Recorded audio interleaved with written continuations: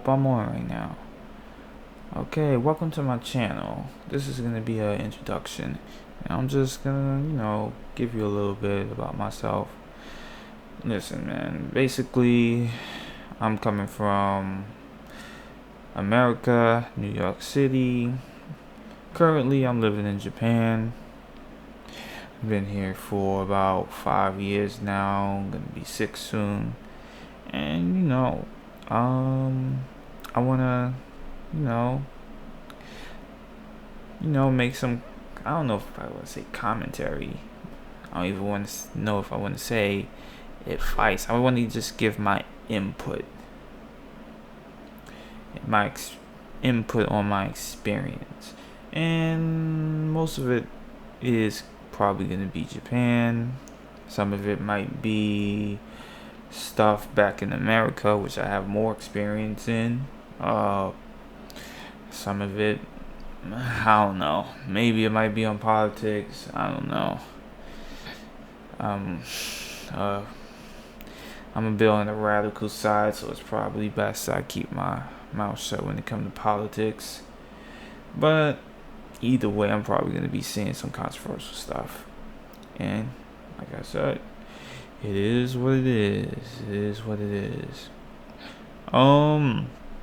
So, let me just talk about why I made this channel. The reason why I made this channel is money. No, I kid. Well, kind of. Well, I always planned on making a channel since coming to Japan. I have a few ideas. Some of my original ideas, which I still plan on doing, but due to family things, I'm a bit tied up at the moment. My first idea and what I hope to be able to continue later on is a car channel. So, basically, coming to Japan, I took a few things with me, and one of my things would be my car from America. Yes, I brought American pony car from America. What is that car? It's just a Pontiac Trans Am. And basically I wanted, other YouTubers, what they like to do is that they go to Japan and they make a YouTube channel, and they're gonna be driving the Sylvias and the GTRs and all the other big Japanese cars that everybody know and everybody has seen over 1,000 times, especially the GTRs, man, especially the Skylines, man. Oh man, it's been overused so much that I don't even care about Skylines anymore. Don't get me wrong, if I could get one for a bargain, free or something, I'll definitely take it, but you ain't gonna see me, no matter how much money I have, you're not gonna see me buy no GTR, Skyline, R34. I don't even know if I would even bother to get a Sylvia, to be perfectly honest with you. But there are cars that Japanese cars that I would like to get, but they're the more, I don't want to say that they're like unappreciated, but they're not talked about as much. I would probably want like a I forgot what you call it, Mitsubishi VRT 4 Spider. I know I probably botched that up. I don't know why I can't remember the name right now. It's probably because I'm tired. So something like that Mitsubishi, or maybe MR2, other cars like that people, the car, people like these cars, but they had some flaws with them, and so they never made it to the level of GTRs and NX NX. Oh my god, NSX, and other cars like that, and the Supras, the cars that we love so much. So if I ever wanted to start getting some Japanese cars, I'd probably get one of those cars that that people aren't quite looking at, or maybe it has a niche. Because some things I want to do, I just want to do something. If I make this car channel, I just want to do something brand new. Like I said, I want to do something like ride my Pontiac Trans Am, fiber Trans Am in Japan, because I don't think anyone has done that before. I haven't seen these channels. I know there's Japanese people and maybe some small Japanese channels that have videos of them driving their Pontiacs they bought from America, imported from America, and so on and so forth. But you don't really see American channels like that.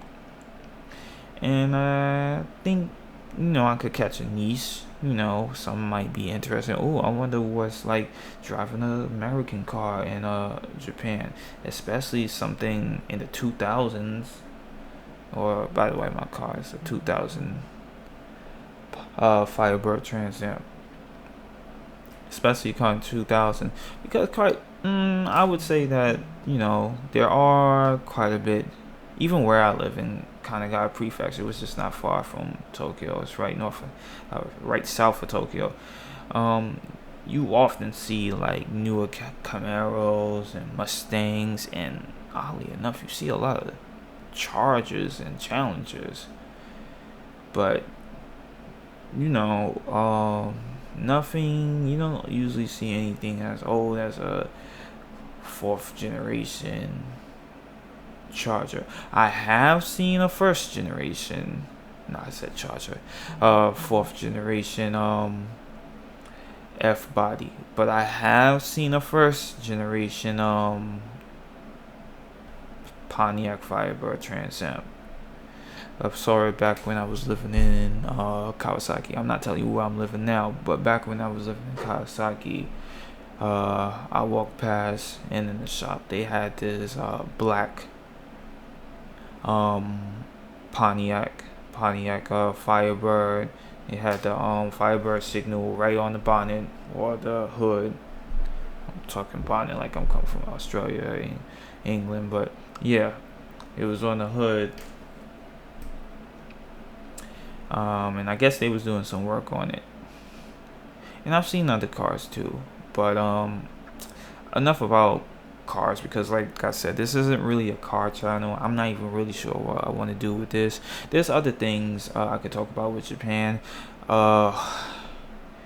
like the culture, their way of thinking. I could talk about the school systems. I could talk a little bit about the work. Not in the part of like a salaryman or office worker or something. I did do construction, and for a little bit I also did English, not English. I did some wow, I'm losing my train of thought. I did some hotel cleaning for a little bit before COVID came, and they just sent us off with a few paychecks, which I was fine with. I think I was getting like 700. I don't want to say 700. About I hate doing that. Well, basically it was about 70,000 yen a month, in which I didn't really need to do nothing. And this is, like I said, during the beginning of the pandemic. where everything was shutting down, and things was crazy. You couldn't even get toilet paper because Japanese people was buying up toilet paper for whatever reason. Yeah, it was crazy during the pandemic, even over here. But anyway, I could talk about stuff like that. I have, and there's other, like I said, there's a whole bunch of Japanese things I could talk about. Now, granted, let's make this clear. I know there's especially recently been other black YouTubers like Chase. I think they call themselves Chase the Traveler, and also VSP Japan. And let's make this clear, I'm not gonna have that experience they have. Those are OGs. Those are OGs. I don't have that. I don't have that experience to really give, like, at least in that amount of detail as they could give in the examples and so on and so forth. But granted, I do have my own experience. I do have some examples, and I do have my own opinions, which may or may not agree with what BSP and Jason says, because mind you, I would say this, maybe because I'm more fresh in Japan, I have a bit of a different outlook, and let's make this clear. A lot of the stuff that they talk about, I mostly agree with. They are, like, I would say, like 96% of the things are pretty accurate. Now, some things they talk about, if you live here, you'll notice that some things have changed since they moved to Japan and have been living there for such a long period of time, but most of it hasn't. Like, when people say that Japan is stuck on the 90s, they're seriously stuck in the 90s.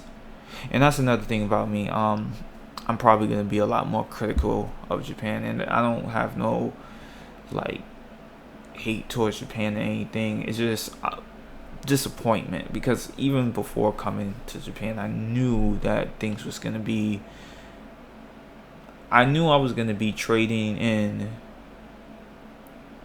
one box of BS for another box of BS. Meaning, I understand that America have its own nonsense, and which may not be in Japan, but Japan has its own full set of nonsense that I would have to experience, and I knew that coming in, but I didn't know the extent of how bad it could be, and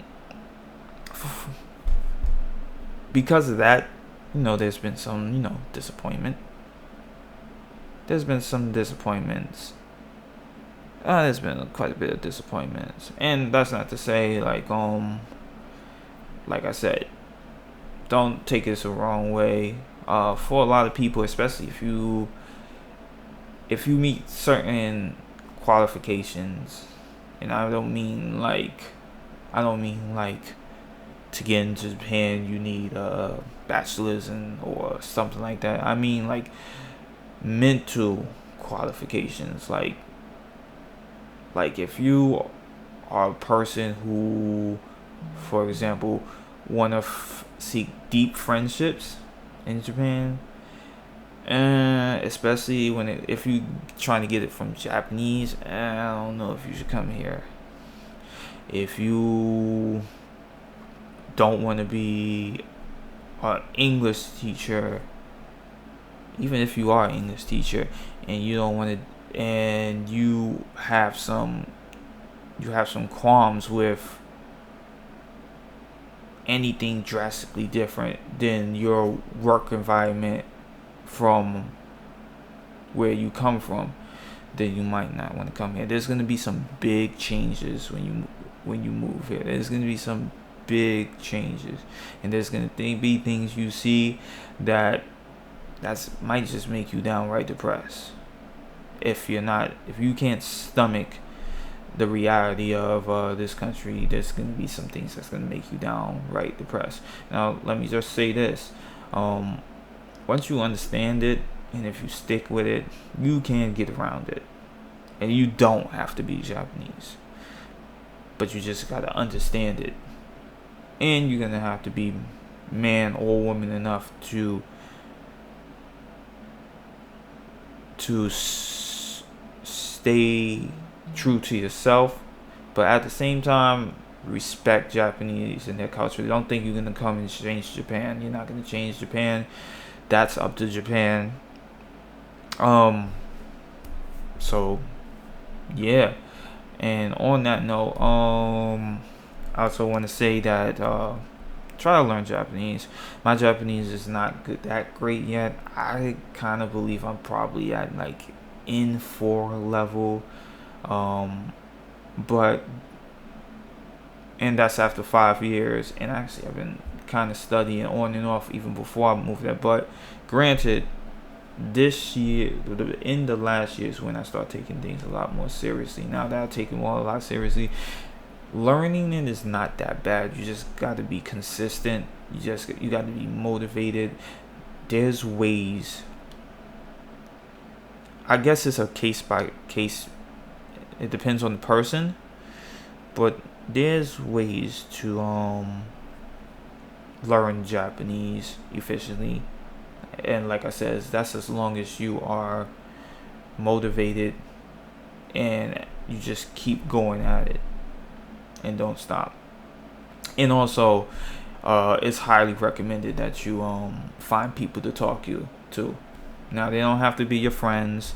Like I said, it's going to be very hard to find Japanese friends in Japan, but you can have associates, especially if you're single and you don't have any family. Go out to some bar.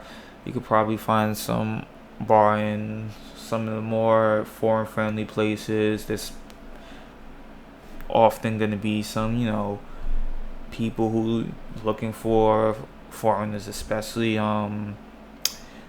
English speakers, especially Americans, probably English and Australians and other countries too. And you could try to have a chat with them. Now, and I said that because don't think that you're gonna go to, you're gonna meet a person on the street and be their friend.